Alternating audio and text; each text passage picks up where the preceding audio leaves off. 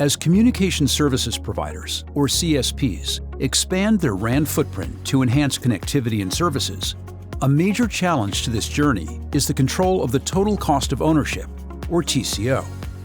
Deploying new RAN sites not only means costs associated with investments on equipment, but also an increase in day-to-day operations costs, where energy consumption in the RAN accounts for a significant part of this OpEx. So, as CSPs transform their networks to deliver on these promises of bandwidth and connectivity, they see in RAN programmability an opportunity to apply innovation to solve this difficult cost-related problem. To help our customers in this effort, VMware introduces VMware Energy Savings rApp.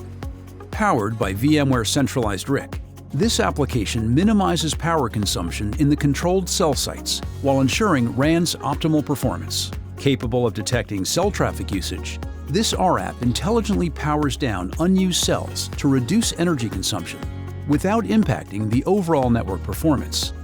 This generates immediate OpEx savings. Here's how it is done.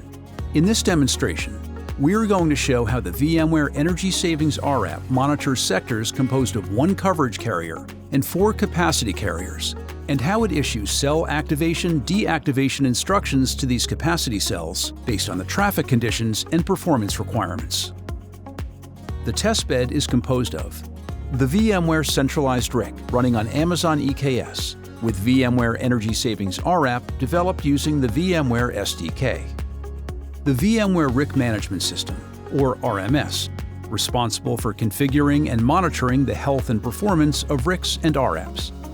And finally, the simulators reporting performance and specific cell configurations per carrier. Let's activate this testbed. First, we validate that VMware Centralized RIC and VMware Energy Savings rApp are running. Then, we log into VMware RMS, the RIC management system, to check on the status and health of the RIC and the rApp. The RMS shows a healthy VMware Centralized RIC that is controlling a large cluster of cell sites, as shown on the map. Each cell is identified by an ID and the type of frequency band used.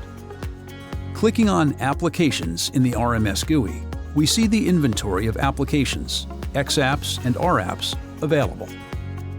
To complete the validation of our testbed, we open the VMware Energy Savings rApp, and we verify the attributes of the application and its health. It all looks good. Let's activate the algorithm and check the results. The activity logs of the Energy Savings rApp show that the application is active and has been ingesting performance and configuration counters from the monitored cells for an entire day, and issuing indications about the activation or inactivation of the capacity cells. Using the performance view, we can zoom in on a particular cell site and visualize the impact of the rApp on the activation/deactivation states of a capacity cell. In this demo, we will focus on 5G or NR frequency bands. As shown, each one of our sectors has 5 NR frequency bands, one used for coverage, band 28, and the other 4 used for capacity. The map shows 3 sectors per cell site, with 5 carriers per sector. The inner ring represents the coverage carrier, and the outer rings represent the 4 capacity carriers. We see that all rings are marked as green, meaning that given the traffic conditions at this time of day, 9 a.m., all capacity cells are active. However, looking at a time of day when traffic is low, like 11 p.m., we see some of the outer rings changing color to gray, indicating that some of the capacity cells have been turned off, following the instructions from the VMware Energy Savings rApp. Clicking on a specific capacity cell, we can see the traffic conditions and exact times when the VMware Energy Savings rApp instructed the cell to be turned on or off. The bottom chart shows the number of UE connections, user traffic, reported to the rApp via the RIC at any given time. The top chart shows the percentage of energy saving at any given time. As user traffic decreases around the cell site and falls below a threshold, the percentage of energy savings increases due to the action of the VMware Energy Savings rApp turning off unnecessary capacity cells. We also see that once the traffic around the cell site increases and exceeds a threshold, The rApp then turns on the necessary capacity cells to handle the increased capacity. In this chart, we can see the instances when the cell status changes between active and inactive states.